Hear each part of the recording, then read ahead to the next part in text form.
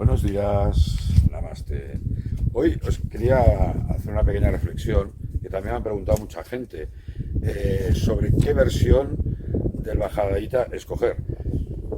Primero vamos a enmarcar el Bhagavad Gita. El Vedanta, que es el fin de los Vedas, está compuesto por tres partes: las Upanishads, el Gita y los Yoga Sutra. Entonces, el Bhagavad Gita contiene la esencia del Vedanta. Dicho esto, hay que tener en cuenta que el hinduismo no tiene una autoridad central, una figura papal que determine si un Gita es el bueno o es el más canonizado de todos.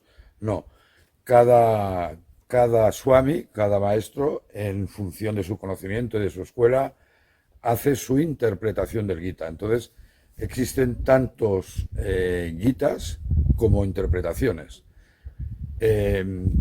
Swami Vivekananda decía que el hinduismo era un tesoro de leyes espirituales acumuladas por estos swamis y rishis a lo largo del tiempo. Y eso es la gracia y la grandeza que tiene el Gita, que no hay nadie que diga que este es mejor que el otro, ni que este es tal como es.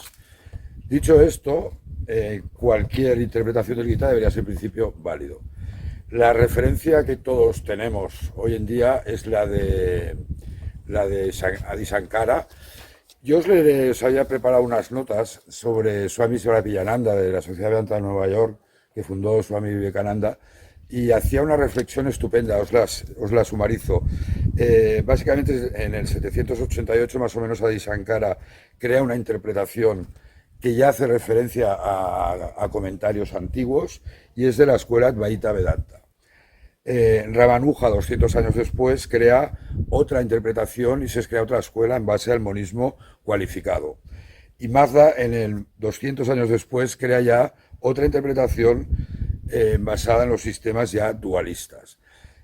Y esto es lo que creo que es importante explicar. No hay una versión única del Bhagavad Gita, sino que hay tantas como intérpretes ha habido.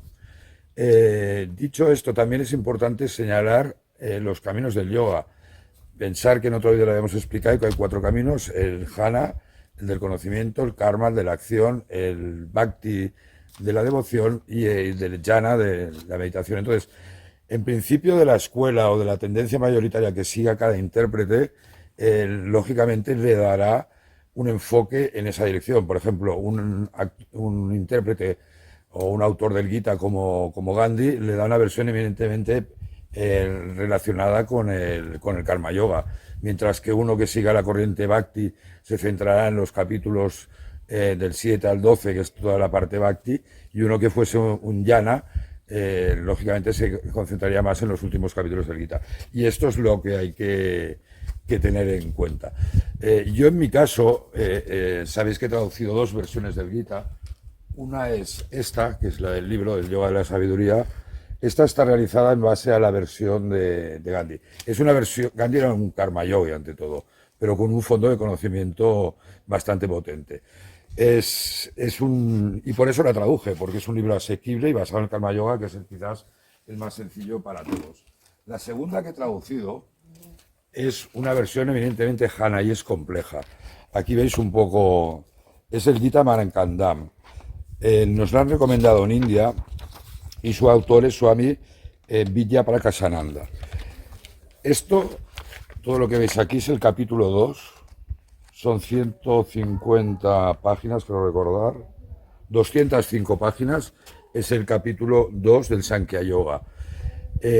Comparado con la versión de Gandhi, que pueden ser 15 páginas, os haréis una idea de la diferencia de versiones. ¿Cuál es lo que caracteriza esta versión?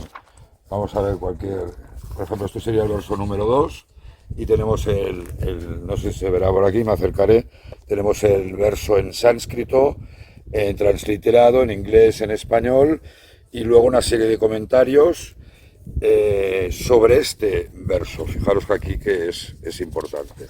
Y en determinados casos se ha incluido además dichos de Swami Vivekananda sobre este verso. Realmente esta versión es potente, pero yo creo que sin haber pasado por la de Gandhi sería como un poco pretencioso intentar introducirse en estas versiones más avanzadas. Bueno, resumiendo, no hay ningún Gita válido, no hay ningún Gita canonizado. Y cualquier intérprete, evidentemente que sea alguien reconocido en el mundo, puede y tiene derecho a hacer su propia interpretación. Y de hecho, muchas de las escuelas hinduistas se han creado a partir del Gandhi. Hay una página en nuestra web del Instituto Gita Ramakrishna que hay un poco más de información sobre este punto si estáis interesados.